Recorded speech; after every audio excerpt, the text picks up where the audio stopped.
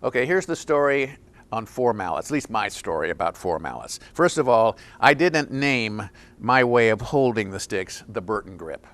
I'm always embarrassed about this. People say, oh, you use the Burton grip, or you don't use the Burton grip. I didn't make up that name for it, but I did make up the grip. And I came about it kind of gradually, starting with what I think is still called the traditional grip. That's the one where the inside mallets are on top, and when you play single line passages, you use the two inside mallets. And that's how I first started playing with four mallets. And the problem became, this is kind of clumsy. I can't open them very far.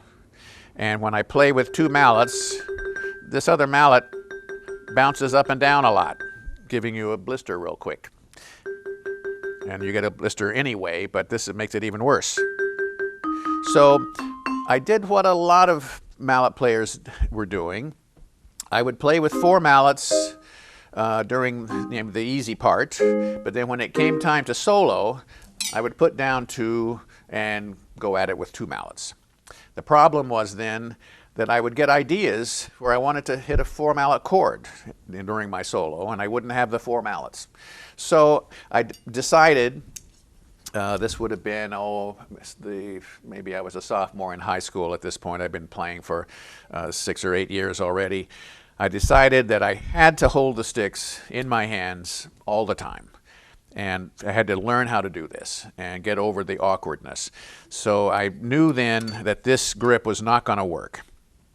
So I started experimenting, and I discovered that if I just reverse and put the outside mallets on top, something happens in your hand. When I play with one mallet,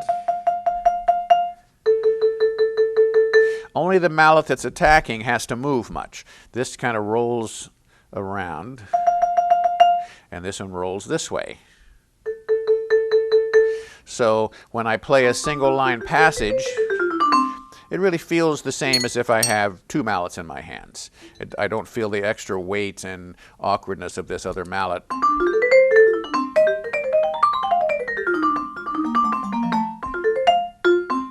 Feels very comfortable. With the traditional grip, when you go to open them and then close them, there's this moment where your thumb comes around to push them back together, and this mallet is, not very stable, and it gets clumsy. With my grip, it is always in my control. And I'm doing all this, the opening and closing, with my fingers. The thumb only has one job, and that is to help this inner mallet attack, push down. But the opening and closing is done by my fingers. And that seems a little awkward when you first try it. And what I've told students over the years is, when you're sitting around the house watching TV, listening to records, whatever, put the mallets in your hand and just open and close them. And within a week or two, it'll feel very comfortable and very natural. We're not used to moving our fingers like this. We're used to gripping things. And in this case, we're going to do something a little different with our fingers. So it takes a little getting used to. I haven't had anyone ever come back to me and say, I just can't do it, it's too hard. I've explained this to hundreds and hundreds of students over the years, so it's not rocket science. And of course, I play single line parts with the upper mallet of each hand, and I want to have as much independence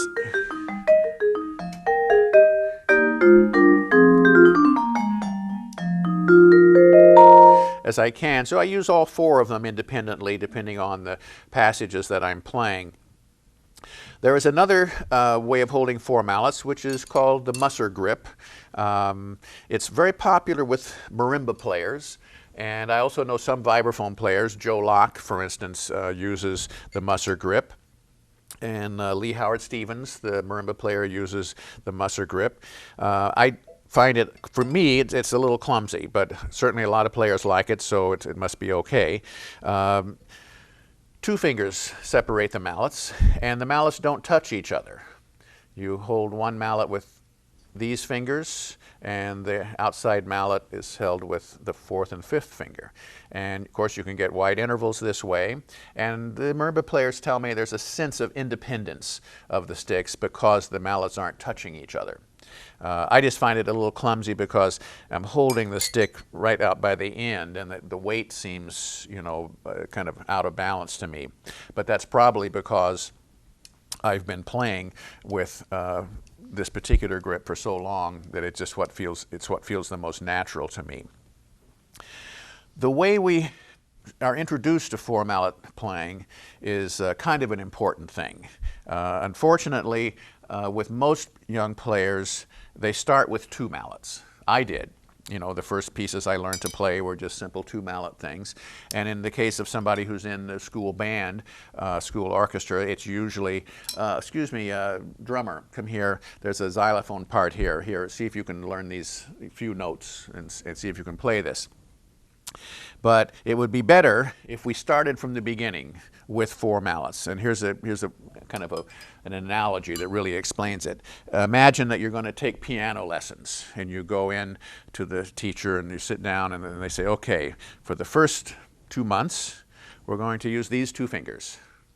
And we're going to get really good at playing with those two fingers before we move on. And okay, now we've mastered that. Now we're going to go and play with four fingers, and we're going to learn to play with those four, and so on until you finally use all 10. And you see what would happen, you would have to relearn the coordination and the mental process of playing with a different combination of fingers. The same is true here. And in fact, I'm pretty sure it's true that for players who have played with two mallets for many years, they really find it almost impossible to switch to four, because it's so ingrained already, how they view the instrument, how they've developed their concept of playing to play with two mallets, that it's like starting over with four, and it's so difficult and like it is like starting over, that they give it up. They don't do it. They stay with two. So my advice to people is, you know, even if you're not playing complicated parts, maybe it's a music that only requires two mallets to play it, hold the four in your hands. So you get used to them being there, and you're seeing them and feeling them in your hands. Because the sooner you can start playing music that uses four mallets, the easier it'll be and the more natural it'll be. Until I came along in the evolution of the vibraphone, very few people played with four mallets, and they tended to only do it occasionally. And people told me, you know, it's just kind of a novelty thing. It'll never be practical to play with four mallets all the time, or in faster pieces, or in more difficult circumstances. And I played alone a lot. I grew up in a small town, farm town in Indiana, and there were no other musicians to play with. So I wanted it to sound more complete. I wanted harmony, and I wanted my performing to sound, all there. So I just kept playing with four, and pretty soon I realized that, it wasn't so hard. It wasn't as hard as it looked or as it seemed at the beginning. And I, more or less proved to a lot of people, and myself as well, that this was a very viable way of playing. And of course nowadays a lot of musicians play with four mallets, and it's considered a pretty normal thing. And I certainly recommend it to any student who's starting out. Certainly playing with two mallets is a viable approach to the instrument, and if that's the music you hear and that's the style you want to play, then that's fine. But there are more possibilities of playing that are available to you with four mallets. You can play chords, you can accompany other instruments, you can play solo pieces, and so on. So I like having that more pianistic capability on the instrument.